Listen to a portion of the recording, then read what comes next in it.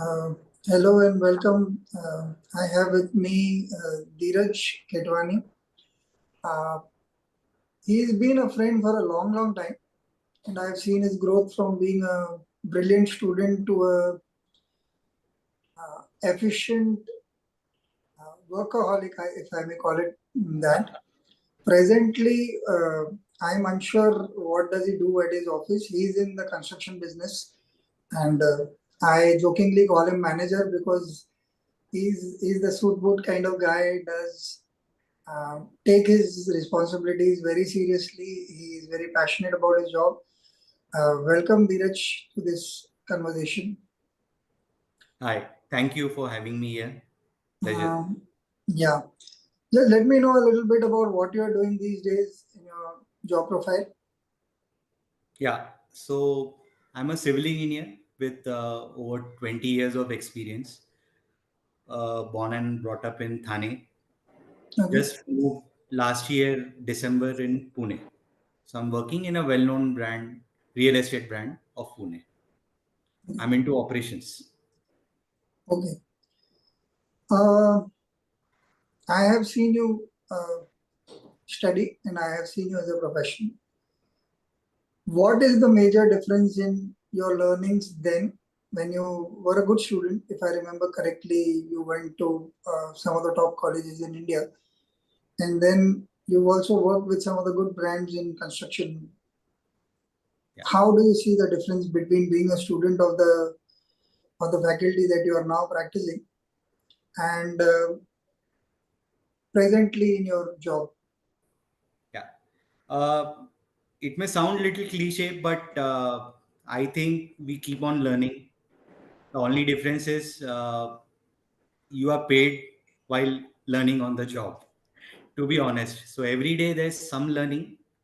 uh, One noticeable difference that I see with age is you tend to become less reactive as you grow. I remember in college I used to react. I told my professor once that, okay, you want to meet my parents, I'll arrange, do what you want to do. That was way back first year in diploma. And Okay, compared to that, Dheeraj, if I compare myself now when I handle pressure situations, I think there's a lot of difference because there's a difference between reacting and responding. So okay, you tend to react less, you tend to take situations overwhelm you lesser. So I think with age, it's a normal course of thing that people tend to handle their problems better. I think okay. this is where experience teaches you. This is very interesting because the question I asked was pointedly about your field, but you've given a generic answer. And I find it very interesting that uh, right in the middle of uh, what seemed like a very professional kind of question, the answer was very lifelike. Uh, and you also used the word age a couple of times. Uh, Tell me something.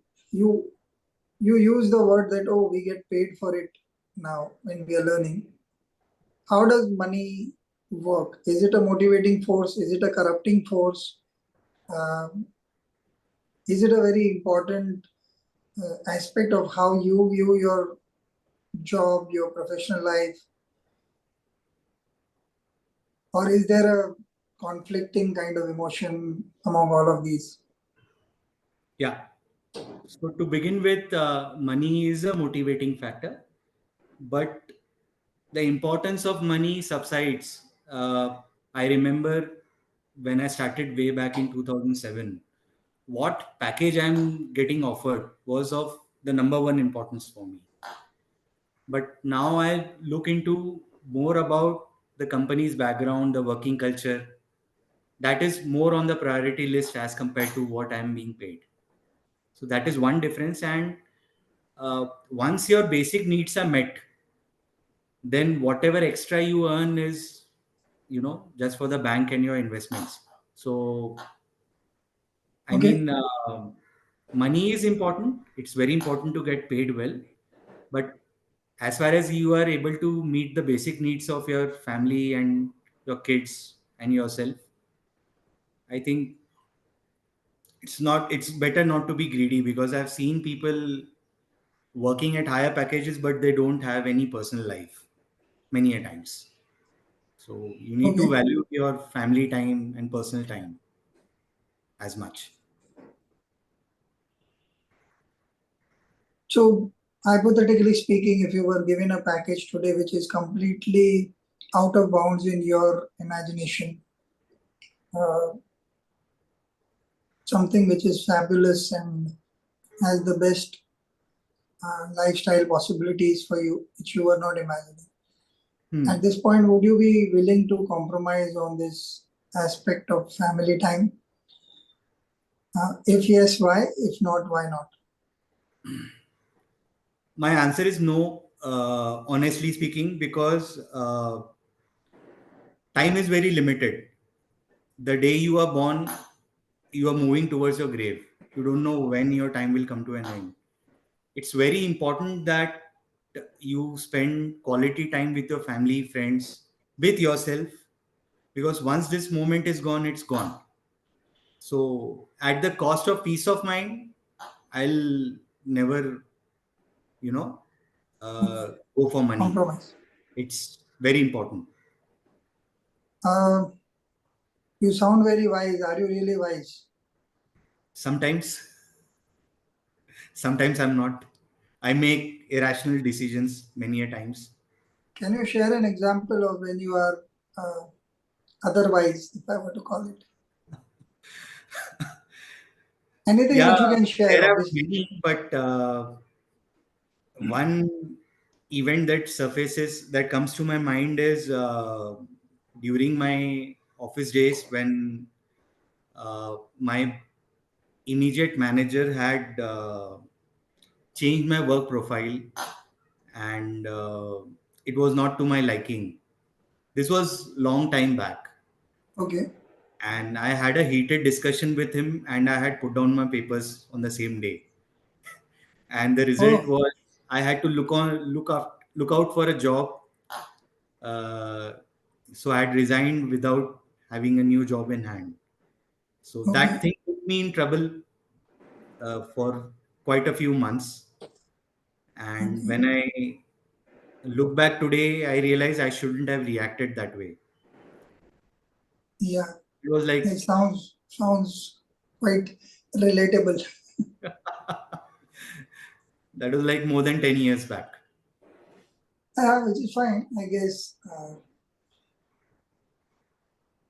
What is it that makes you wise? How have you come to the realization that enough is enough in terms of money? And I, I'm unsure that if I know that side of you, although we've been friends for a long time, but as far as work or work-life balance, as they call it these days, is concerned, we've never had these kind of discussions. So, how did you come about to realize that, look, I need to know where to draw the line as far as money or career growth is concerned sometimes? This is my initial part of the question, but I want you to answer this before I go to the next part. I think two things. Uh, I was lucky that I met the right people at the right time. You are one of them who were Mhm. there to make me understand uh, where I am going wrong, where what are the areas of improvement. Uh, so I had the right guidance at the right moment, I can say. There are quite a few friends of mine who guided me. And B, I joined Vipassana course 7 years back, and I've done a Oh, few courses after that. And Vipassana is a meditation technique wherein you join a 10-day course where they teach you the Vipassana meditation the way Buddha did. Every new student has to be there for 10 days, complete the course, and continue practicing once you are out of the course.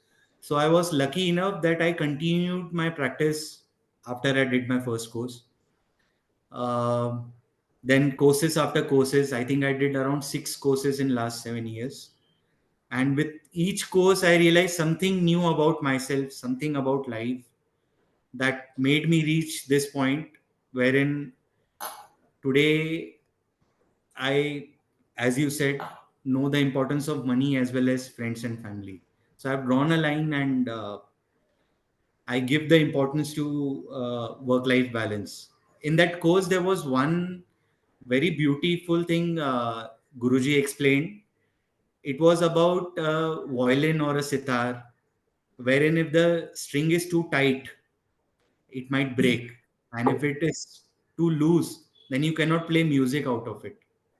It's only when the string is in Perfect. balance that it plays well.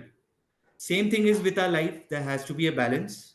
That's what I learned through my experiences and conversations with friends Mhm. like you. Do other people around you agree that you have changed for the better? Because I have, obviously, I have also done a course, quite a few courses, and I know quite a few people. I want to understand whether this is just a realization that we have, or do people around you find you calmer than before? Your immediate family, your friends. Yeah, my wife and my mom says quite often that I have And that is quite a compliment, I must say. become calmer than before. Yeah. Wonderful. The other part of the question that I wanted to ask you is uh, what about the fear of the unknown in terms of not having enough money to deal with uh, the future needs, be it health or education of your kids, uh, anything like that? Does that ever cross your mind? Yeah, it crossed a lot when I started my professional career way back in 2003. During those times, I come from a business family. My complete family is into business. I lost my father a long time back, so we had our set of financial troubles. He was bedridden for quite a few years, and we lost most of our family wealth in the process. So as a growing adult, I had those fears. I remember I had a salary of 6,000 rupees when I started with, and it was like I thought if, and my senior who was 10 to 12 years senior to me, he was drawing a salary of 12, 13,000 odd, and that hit me like a, it hit me very hard. I realized that ऐसा होगा तो नहीं चलेगा. That's how I realized that I need to add to my education. After 2 years of work, I did a postgraduate course, which seems that you will be paid better once you are a postgraduate. Rightly so. It helped me. But as I grew in my job, in my professional experience, that fear kept on subsiding because I got uh, a good success in my career, and I got my salary got better with time with every job change. So that fear of earning less money went away, but the fear of unknown remained. I was going through a crisis, some sort of a midlife crisis. I just wanted to leave Bombay. I was done with the traffic and the hot weather and the corporate culture. Everything was pushing me to take a step of moving out of Bombay. Since last 7 years, I was thinking about it, and just last year in December, destiny had it, or I was destined for it. I got an offer from Pune, from a good firm in Pune, real estate, and I took it up and I joined. There was a lot of resistance from my family. They didn't want to move out of Bombay, but I was very clear that I want to leave Bombay and live a better life. Although I had the fear of unknown, will I be able to settle in the new city, in a new organization, in a different culture? But I knew one thing, that if you do your best in the given day, the day will take care of the week will take care of the month, and the month will take care of the year.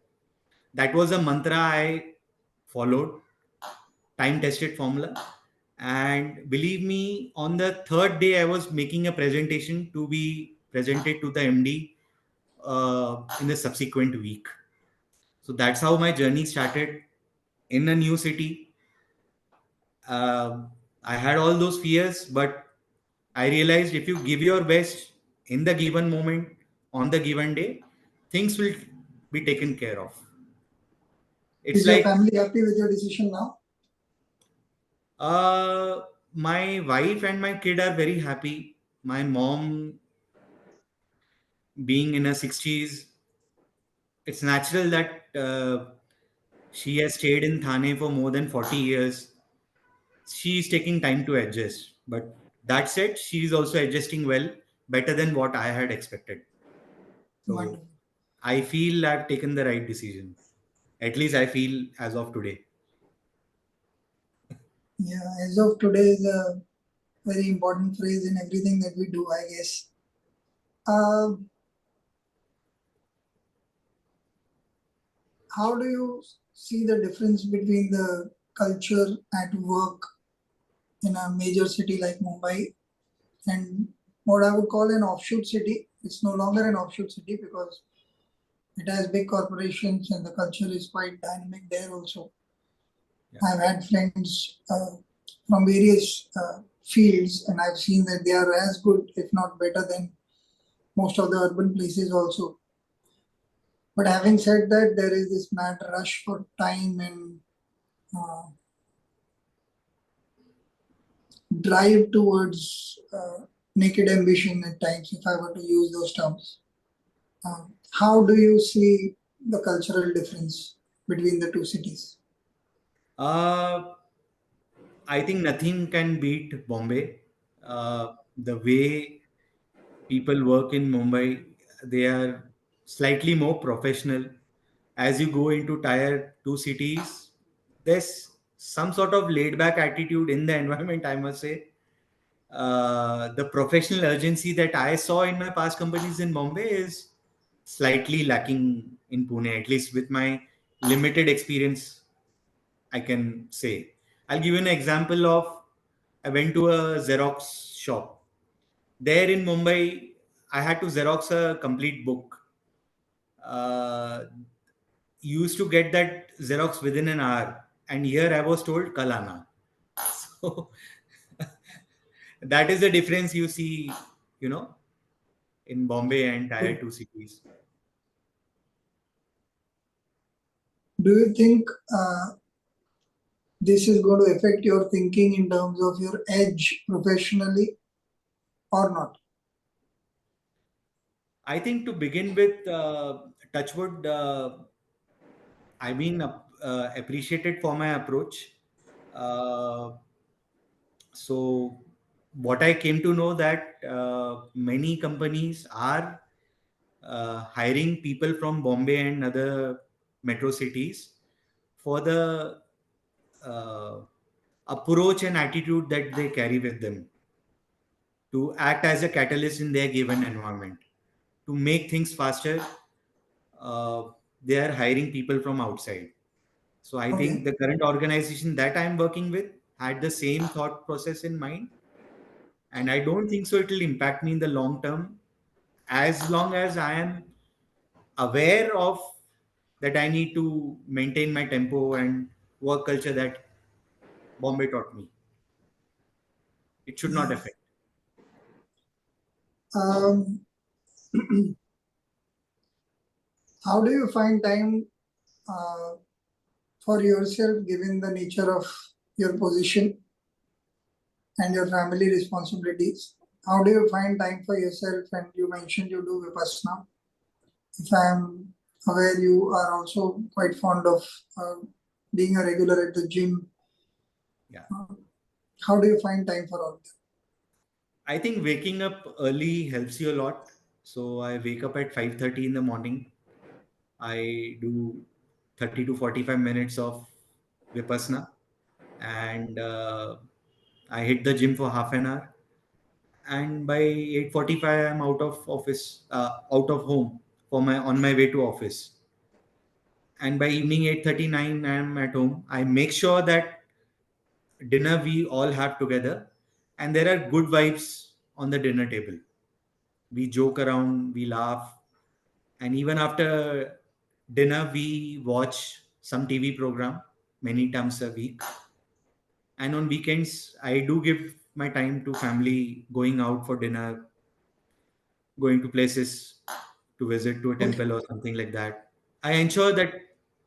Another thing that I would like to bring to your notice is, it has been observed and scientifically proven as well. As you meditate, your sleep quota goes down. So previously, I used to sleep for 7.5 hours. Now I sleep like a good 6.5 hours, and that's it. So that's how you make time. Yeah. Um,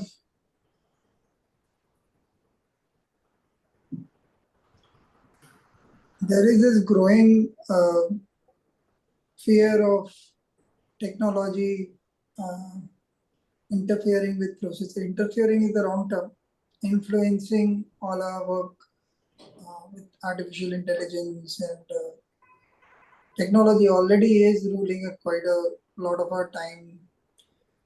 How does it operate in your field, and what are your thoughts about it?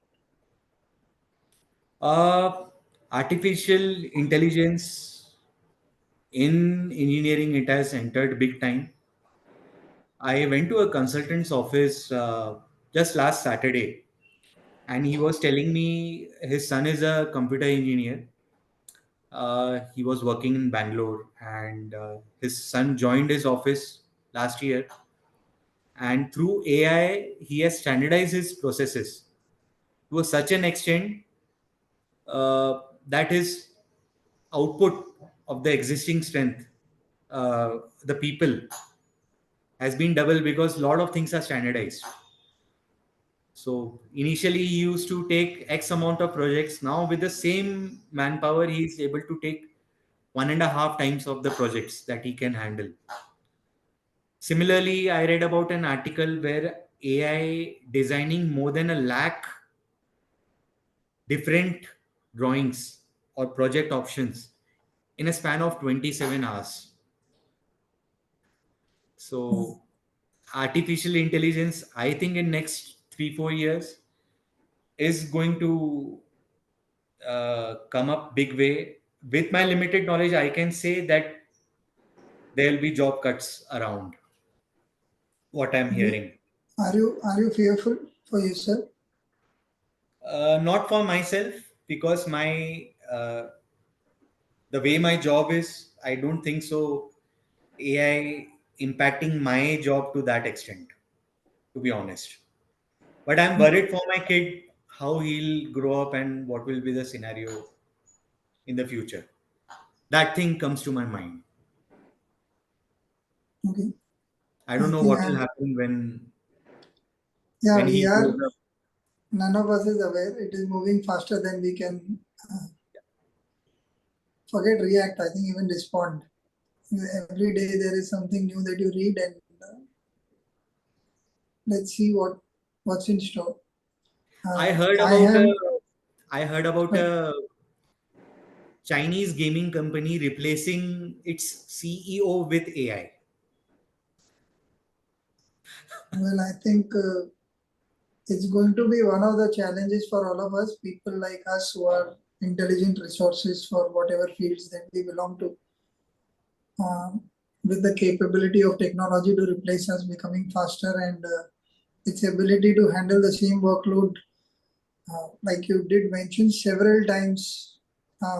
Like even in my job, I find that if I have to sit and do research, uh, I come from a time where we used to have research through books, magazines on the street. You had to go find out what you wanted to say about the subject. We used to read, we used to cut articles and store them because they were of important reference for the future. Right. From there, we moved to Google. which made it far more easier for us to search. But there are still intelligence to search what you want, what is it that you're trying to say.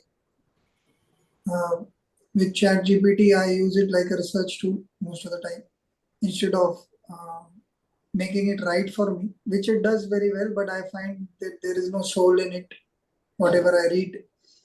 And obviously, being a writer, it gives me the greatest pleasure to write. If I am outsourcing it to some, not even some human being, to a machine, then it doesn't make me happy. But having said that, I find the research is far more precise and uh, like in half an hour, I have 20 times what I could have searched on Google and in a more precise manner. And what it helps me do is it helps me formulate my thoughts much more efficiently, if I were to call it that. But I do understand that efficiency today is not for tomorrow. It might count my inputs also. Whatever it sees me give it, it is using that also as input and adding to its data of knowledge. True. Let's see where it goes. I've had a good conversation, a very formal conversation, thankfully, considering that I keep teasing you as manager. But it's been a fun conversation. Thank you for spending your time. I had a good time. Thank you. Thank you.